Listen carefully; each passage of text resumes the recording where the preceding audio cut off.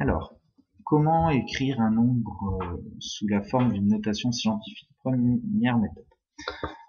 Nous avons 3457. On veut le mettre en notation scientifique, étant donné que 3457, la virgule est ici. J'ai déjà 4 chiffres avant la virgule, alors qu'il ne m'en faut qu'un. Donc, première question, je me pose où je vais devoir mettre la virgule. Je veux un seul chiffre non nul avant la virgule. Donc, je vais prendre le premier sur la gauche, donc le 3. Et je vais placer ma virgule entre le 3 et le 4.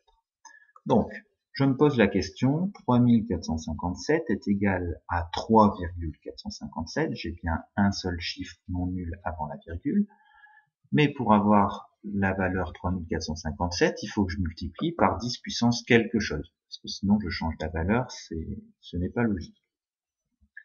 Pour savoir 10 puissance combien, je vais tout simplement partir de 3457.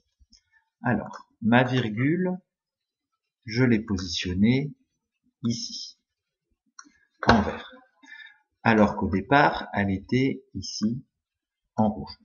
Donc je me pose la question, comment je peux faire pour faire passer la virgule verte à la place de la virgule.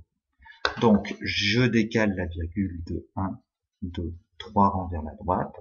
Je multiplie donc par 1000 et on a vu d'après le cours que 1000 c'était 10 puissance 3.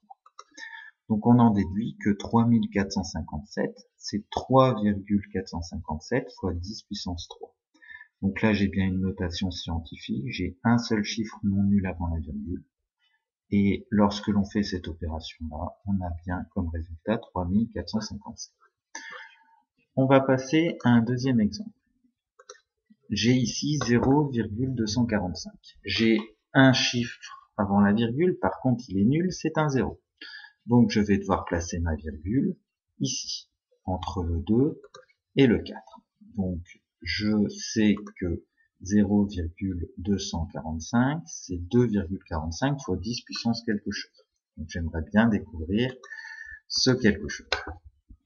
Donc j'ai placé, moi, la virgule ici. Alors qu'à l'origine, bon elle est déjà, mais je la repasse en rouge, à l'origine elle est là. C'est-à-dire que la virgule, cette virgule verte, il faut que je la décale d'un rang vers la gauche.